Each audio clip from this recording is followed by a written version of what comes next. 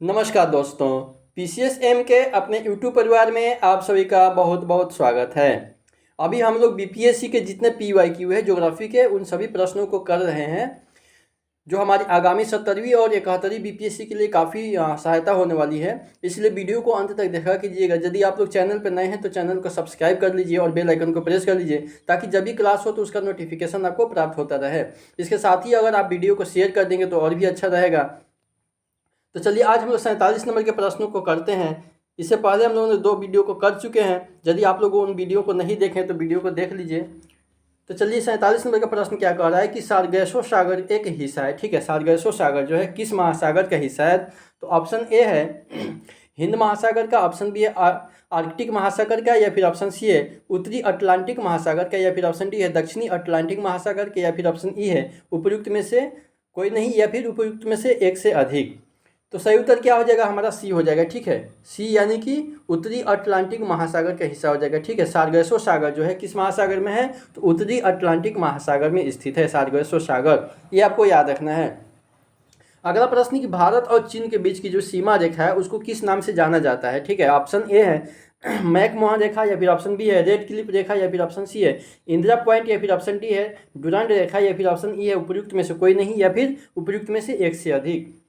तो सही उत्तर क्या हो जाएगा? हमारा ए हो जाएगा, मैकमोहन रेखा के नाम से जाना जाता है। ठीक है, भारत और चीन के बीच में जो सीमा रेखा निर्धारण किया गया था उसको मैकमोहन के नाम से जाना जाता है, मैकमोहन रेखा के नाम से जाना जाता है। ठीक है, रेड क्लिफ रेखा किन किन देशों के बीच में? तो भारत और पाकिस्तान और भारत और बांग्लादेश के बीच में है। ठीक है, रेड क्लिफ रेखा भारत पाकिस्तान और भारत और बांग्लादेश के बीच में भी जाना जाता है। ठीक है, इंदिरा पॉइंट कहाँ है और डुरांड रेखा का? तो डुरांड रेखा अफगानिस्तान पाकिस्तान। ठीक है, डुरांड रेखा अफगानिस्तान और पाकिस्तान के बीच में है। ठीक है, डुरांड रेखा अफगानिस्तान पाकिस्तान के बीच में है।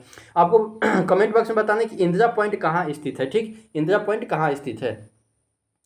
अगला प्रश्न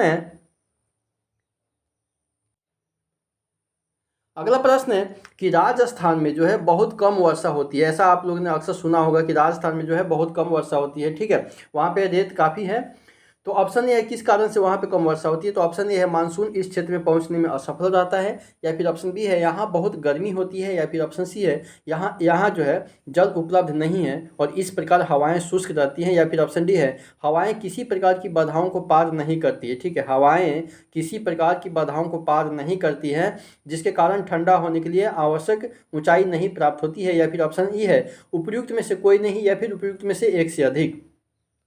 तो सही उत्तर क्या हो जाएगा? हमारा डी हो जाएगा। ठीक है, सही उत्तर डी हो जाएगा। हवाएं जो होता है किसी प्रकार की बाधाओं को पार नहीं करती है, जिसके कारण ठंडा होने के लिए आवश्यक ऊंचाई नहीं प्राप्त होती है। ठीक है, कहने का मतलब है कि राजस्थान का जो पूर्वी क्षेत्र जो है वो वृष्टि छाया क्षेत्र में पड़ता है। ठीक है, राजस्थान में जो कम बारिश होने का कारण क्या है? तो राजस्थान का जो पूर्वी क्षेत्र है वो क्या है? वो वृष्टि छाया के क्षेत्र में पड़ता है, इस वजह से जो है वहाँ पे बारिश नहीं होती है। ठीक है, उसका ऑप्शन में दिया हुआ कि हवाएं किसी प्रकार की बाधाओं को पार नहीं करती है। ठीक है, जिसके कारण ठंडा होने के लिए आवश्यक ऊंचाई नहीं प्राप्त होती है। ठीक है, ये आपका आंसर हो जाएगा। अगला प्रश्न है कि निम्न कथनों पर विचार करना है। तो आइए विचार करते हैं। कह रहा है पहला कथन कि भारत में बाघ परियोजना 1973 में चालू किया गया था, या फिर ऑप्शन दूसरा कथन है कि वर्ष 2022 में जो है राष्ट्रीय जैव विविधता दिवस मनाया गया, जिसकी विषय वस्तु सभी जीवन के लिए एक साझा भविष्य का निर्माण करना है, या फिर तीसरा कथन कि बाघ परियोजना बाघों को संरक्षित करने का एक कार्यक्रम है। अब उपयुक्त में से कौन सा कथन सही है? सही कथन को चुनना है। ठीक है, तो ऑप्शन ए में केवल एक है, या फिर ऑप्शन बी में केवल एक और तीन है, या फिर ऑप्शन सी में दो और तीन, या फिर ऑप्शन डी में एक दो तीन, या फिर ऑप्शन ई में उपयुक्त में से कोई नहीं, या फिर उपयुक्त में से एक से अधिक। तो सही उत्तर क्या हो जाएगा? मतलब डी हो जाएगा। ठीक है, सही उत्तर क्या हो जाएगा? डी हो जाएगा, यानी कि एक दो तीन, एक दो और तीन। यानी कि कह रहा है कि भारत में बाघ परियोजना जो है 1973 में चालू किया गया था। बाघ परियोजना टाइगर कितना 73 में हुआ था। ठीक है, जिसे वर्ष 2022 में जो है राष्ट्रीय जैव विविधता दिवस मनाया गया, और जिसकी विषय वस्तु क्या था, थीम क्या था कि सभी जीवन के लिए एक साझा भविष्य है। ठीक है, सभी जीवन के लिए एक साझा भविष्य का निर्माण करना जो 2022 में राष्ट्रीय जैव विविधता दिवस मनाया जाता था, उसकी विषय वस्तु रखा गया था। ठीक है, राष्ट्रीय जैव विविधता दिवस कब मनाया जाता है? तो 22 मई को मनाया जाता है। जैव विविधता दिवस कब मनाया जाता है? 22 मई को मनाया जाता है, ये आपको याद रखना है। तीसरा कथन है कि बाघ परियोजना बाघों को संरक्षित करने का एक कार्यक्रम है, ये भी आपको याद रखना है। तो तीनों हमारा सही हो जाएगा। अगला प्रश्न है कि करेवा जो होता है, करेवा, करेवा किस प्रकार की खेती के लिए प्रसिद्ध है? ऑप्शन ए है केला के लिए, ऑप्शन बी है केसर, या फिर ऑप्शन सी है आम, या फिर ऑप्शन डी है अंगूर, या फिर ऑप्शन ई है उपयुक्त में से कोई नहीं, या फिर उपयुक्त में से एक से अधिक। तो सही उत्तर हमारे क्या हो जाएगा? बी हो जाएगा, केसर के लिए प्रसिद्ध है। ठीक है, करेवा जो होता है केसर के लिए प्रसिद्ध है। करेवा जम्मू कश्मीर में केसर के लिए प्रसिद्ध है, ये आपको याद रखना है। अगला प्रश्न है कि भारत का कौन सा राज्य जो है थोरियम उत्पादन में जो है अग्रणी है? ठीक है, भारत का कौन सा राज्य थोरियम उत्पादन में अग्रणी है? तो ऑप्शन ए है केरल, ऑप्शन बी है बिहार, या फिर ऑप्शन सी है झारखंड, या फिर ऑप्शन डी है मध्य प्रदेश, या फिर ऑप्शन ई है उपयुक्त में से कोई नहीं, या फिर उपयुक्त में से एक से अधिक। तो सही उत्तर क्या हो जाएगा हमारा? ए हो जाएगा, केरल हो जाएगा। ठीक है, भारत का एकमात्र ऐसा राज्य केरल है जहाँ पे थोरियम का सर्वाधिक भंडारण है। ठीक है, वहाँ पे सर्वाधिक उत्पादन होता है, तो केरल आपको याद रखना है। अगला प्रश्न कि अखबारी कागज उद्योग जो है निम्न में से किस स्थान पर अवस्थित है? अखबारी कागज किस स्थान पर अवस्थित है? तो ऑप्शन ए है सतना, या फिर ऑप्शन बी है दुर्गापुर, या फिर ऑप्शन सी है नेपानगर, या फिर ऑप्शन डी है कानपुर, या फिर ऑप्शन ई है उपयुक्त में से कोई नहीं, या फिर उपयुक्त में से एक से अधिक। तो सही उत्तर क्या हो जाएगा हमारा? सी हो जाएगा। ठीक है, नेपानगर जो है मध्य प्रदेश के नेपानगर, एमपी में। नेपानगर कहाँ पड़ता है? तो एमपी में पड़ता है। मध्य प्रदेश के नेपानगर जो है अखबारी कागज उद्योग के लिए प्रसिद्ध है, ये आपको याद रखना है। अगला प्रश्न है कि भारत में प्रथम कोयला खान कहाँ खोदी गई थी? ठीक है, भारत में प्रथम कोयला खान जो है कहाँ खोदा गया था? तो ऑप्शन ए है झरिया, ऑप्शन बी है रानीगंज, ऑप्शन सी है धनबाद, या फिर ऑप्शन डी है आसनसोल, या फिर ऑप्शन ई है उपयुक्त में से कोई नहीं, या फिर उपयुक्त में से एक से अधिक।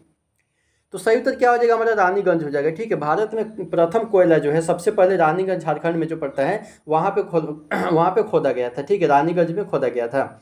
अगला प्रश्न जनगणना से प्रश्न है कि भारत की जनगणना 2011 के अनुसार जो है सबसे अधिक अनुसूचित जनजाति, ठीक है, एसटी की बात कर रहा है, एसटी की बात करना है,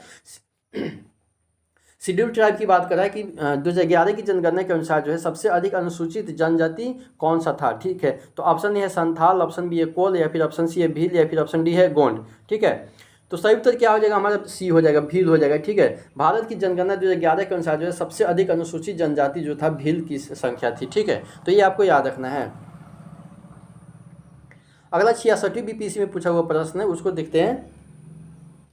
कह रहे कि भौगोलिक क्षेत्र की दृष्टि से जो है जापान का सबसे बड़ा द्वीप कौन सा है? भौगोलिक क्षेत्र की दृष्टि से जापान का सबसे बड़ा द्वीप कौन सा है? तो ऑप्शन है होक्काइडो द्वीप, या फिर ऑप्शन बी है होन्शु द्वीप, या फिर ऑप्शन सी है शिकोकू द्वीप, या फिर ऑप्शन डी है क्यूशु द्वीप, या फिर ऑप्शन ई है उपयुक्त में से कोई नहीं, या फिर उपयुक्त में से एक से अधिक।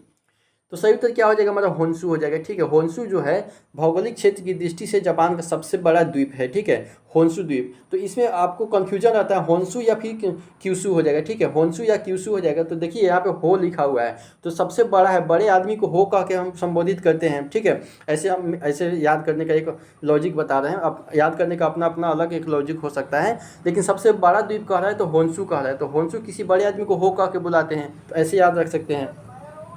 अगला प्रश्न है कि ग्रीनलैंड जो है निम्न देशों में से किस देश का भाग है? ग्रीनलैंड जो है निम्न देशों में से किस देश का भाग है? तो ऑप्शन ए डेनमार्क का, ऑप्शन बी है फिनलैंड, ऑप्शन सी है कनाडा, या फिर ऑप्शन डी है यूनाइटेड किंगडम, या फिर ऑप्शन ई है उपयुक्त में से कोई नहीं, या फिर उपयुक्त में से एक से अधिक। तो सही उत्तर क्या हो जाएगा मतलब? ए हो जाएगा, डेनमार्क का हो जाएगा। ठीक है, ग्रीनलैंड जो है डेनमार्क का एक भाग है। ग्रीनलैंड डेनमार्क का एक भाग है, ये आपको याद रखना है। अगला प्रश्न है कि निम्न में से जो है किस महाद्वीप में सबसे अधिक देश है? किस महाद्वीप में सबसे अधिक देश है? तो option A Europe, option B है एशिया, ऑप्शन सी है अफ्रीका, या फिर ऑप्शन डी है उत्तरी अमेरिका, या फिर ऑप्शन ई है उपयुक्त में से कोई नहीं, या फिर उपयुक्त में से एक से अधिक। तो सही उत्तर क्या हो जाएगा हमारे? सही उत्तर हो जाएंगे सी, अफ्रीका हो जाएंगे। ठीक है, किस महाद्वीप में सबसे अधिक देश है? तो अफ्रीका महाद्वीप में सबसे अधिक देश है। अफ्रीका महाद्वीप में सबसे अधिक देश है। ठीक है, ये आपको याद रखना है। अगला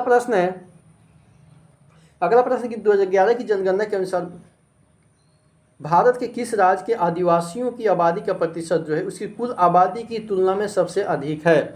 प्रश्न एक बार फिर से सुन लीजिए। 2011 की जनगणना के अनुसार भारत के किस राज्य के आदिवासियों की आबादी का प्रतिशत जो है उसकी कुल आबादी की तुलना में सबसे अधिक है। कहने का तात्पर्य कि सबसे अधिक मात्रा में आबादी वहाँ पे रहते हैं। ऑप्शन ए है अरुणाचल प्रदेश, ऑप्शन बी है नागालैंड, ऑप्शन सी है मिजोरम, या फिर ऑप्शन डी है मेघालय, या फिर ऑप्शन ई है उपयुक्त में से कोई नहीं, या फिर उपयुक्त में से एक से अधिक। तो सही उत्तर क्या हो जाएगा हमारा? मिजोरम हो जाएगा। ठीक है, मिजोरम राज्य में जो आदिवासियों का प्रतिशत है वहाँ की कुल आबादी की तुलना में सबसे अधिक है मिजोरम में। ठीक है, ये आपको याद रखना है। अगला प्रश्न है कि निम्न कॉफी उत्पादक क्षेत्रों में से जो है कौन सा क्षेत्र कर्नाटक में नहीं है? निम्न कॉफी, ये सारे कॉफी का उत्पादक क्षेत्र है, इसमें से कौन सा क्षेत्र जो है कर्नाटक में नहीं है? ऑप्शन ए है चिकमंगलुरु, या फिर ऑप्शन बी है कुर्ग, या फिर ऑप्शन सी है बाबा बुदनगिरी, या फिर ऑप्शन डी है पुलनेज, या फिर ऑप्शन ई है उपयुक्त में से कोई नहीं, या फिर उपयुक्त में से एक से अधिक।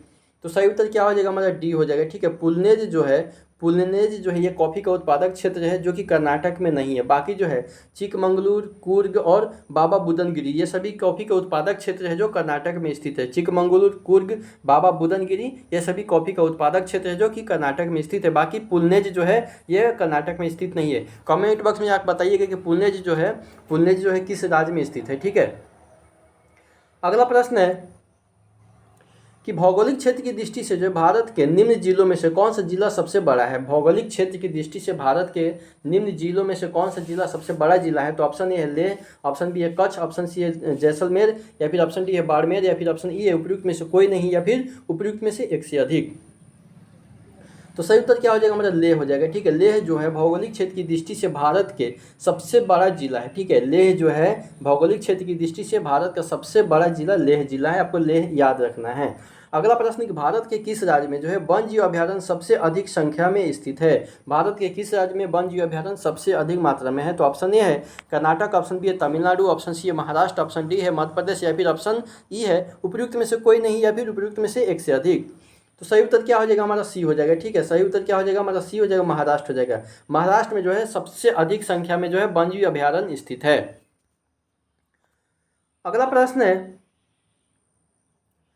अगला प्रश्न कि निम्न हिमालय पर्वत श्रेणियों में से जो है किस पर्वत श्रेणी को अटल टनल पार करती है? निम्न हिमालय पर्वत श्रेणियों में से किस पर्वत श्रेणी को जो है अटल टनल पार करती है? ऑप्शन ए है जास्कर श्रेणी, ऑप्शन बी है पश्चिमी पीर पंजाल श्रेणी, या फिर ऑप्शन सी है लद्दाख श्रेणी, या फिर ऑप्शन डी है पूर्वी पीर पंजाल, या फिर ऑप्शन ई है उपयुक्त में से कोई नहीं, या फिर उपयुक्त में से एक से अधिक।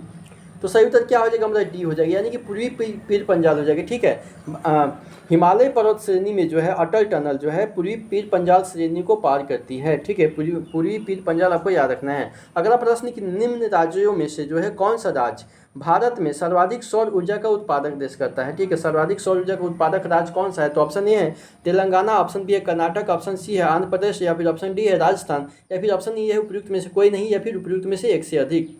तो सही उत्तर क्या हो जाएगा? बी हो जाएगा, कर्नाटक हो जाएगा। ठीक है, सबसे ज़्यादा जो है भारत में सर्वाधिक सौर ऊर्जा का उत्पादक राज्य कौन सा है? सौर ऊर्जा कर्नाटक है। ठीक है, तो ये आपको याद रखना है। तो चलिए आज यहीं तक प्रश्न रखते हैं। कल जो होता है उसके बाद में अगले वीडियो में जो है 65 वाले को कर लेंगे, ज़्यादा वीडियो बड़ा नहीं करेंगे। वीडियो देखने के लिए आप सभी का बहुत बहुत धन्यवाद।